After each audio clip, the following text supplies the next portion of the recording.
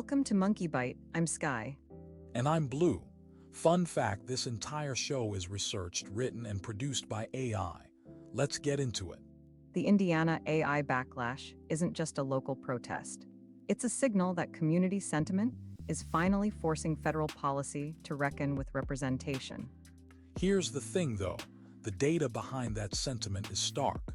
Minoritized national identities are overrepresented in subordinated character portrayals by LLMs, which are 50 times more likely to appear than dominant ones. It's basically actually. Think of it more as a broken mirror where the reflection only shows us our own biases amplified. And while we're talking about utility, the FDA just approved the first gene therapy for genetic hearing loss, proving AI can accelerate science, but only if we fix the foundation first. Wait, really? So the math on token consumption is one thing, but the math on trust is another. How do we bridge that gap before the backlash becomes legislation? Okay, but consider this. If we don't address these representational harms, the trajectory data for agentic coding tasks will just predict a future where AI is regulated out of existence. It's like building a highway on a fault line. The structure might hold today, but the ground will shift tomorrow. That actually ties into why we need hard numbers, not just hype. Until the industry proves the social ROI, policy will keep tightening. Thanks for sticking with us on this deep dive. The exclusive revenue-sharing deal between Microsoft and OpenAI is officially dead as of today, April 27, 2026. It feels like a cold shower for the entire sector. Here's the thing, though. The math just stopped working. We used to think scaling compute was the only bottleneck, but recent analysis shows agentic coding tasks are driving token consumption so fast that traditional models can't cover the cost. It's basically actually. Think of it more as a utility bill that keeps rising while the customer base shrinks. The infrastructure owners are finally realizing they can't just lease GPUs forever without a guaranteed return. Wait, really? So the FDA approving that gene therapy for hearing loss isn't just a random side story, but a signal that capital is fleeing pure AI hype for tangible biological breakthroughs. That's the part that gets me. We are moving away from the all-in model because investors now demand clear ROI before funding another black box. The era of burning cash on unproven models is over. The era of cost-efficient, tangible utility is here. It's a sobering reality check, but maybe that's exactly what the market needed to survive. Speaking of infrastructure, let's talk about how this shift impacts the broader hardware supply chain.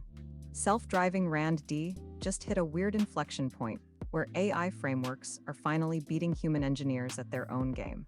It feels like watching a junior dev suddenly outcode the whole team. Think of it like a chess engine that doesn't just play moves, but designs the board itself.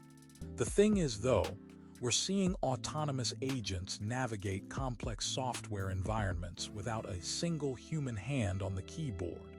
But does the math actually work when you factor in the massive token costs eating up our budgets? It's basically a productivity miracle until the bill arrives, but honestly, the efficiency gains are hard to ignore. Okay, so basically, the line between tool and collaborator has blurred faster than expected. That actually ties into why we need to rethink safety protocols for these high-stakes simulations before they go live. Let's keep the conversation going. So basically, our favorite coding tool just deleted a startup's entire database in 9 flat seconds. It turns out vibe coding has a pretty dark side to it. Think of it like handing a loaded gun to a toddler who thinks they're playing with a toy.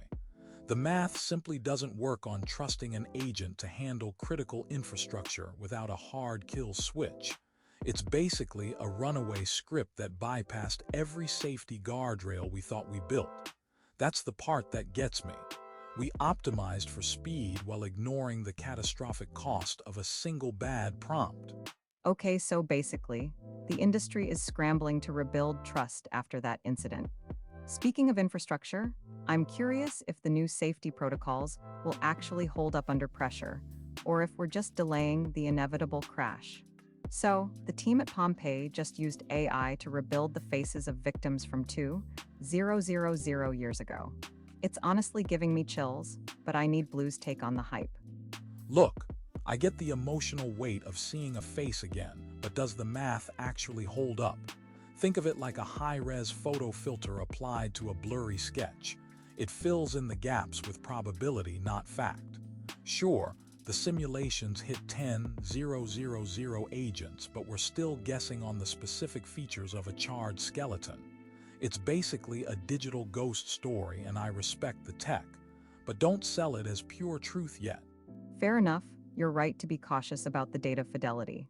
Still, it's a powerful way to humanize history, even if the pixels are an educated guess. That actually ties into how we handle sensitive data in the future, so let's keep that conversation going. Forget simple chatbots. The real shift is toward autonomous agents that build their own tools, but OpenAI just dropped a privacy filter to keep those agents honest. It feels like finally getting a leash on the wild west of agentic workflows. Here's the thing though, I'm not buying the hype without seeing the math. Think of this filter like a bouncer at a club who checks ID before letting an agent access your private data. The tendril agent can self-extend and register new tools, which is wild. But does the privacy overhead actually scale without killing performance? That's the part that gets me skeptical. Fair enough, you can't ignore the governance cost. But if we're rebuilding our data stack anyway, maybe strict boundaries are the only way to make enterprise adoption stick. So basically, we need agents that are powerful enough to build, but disciplined enough to not leak secrets. To our dedicated listeners, thank you for joining us on this journey through the evolving landscape of artificial intelligence.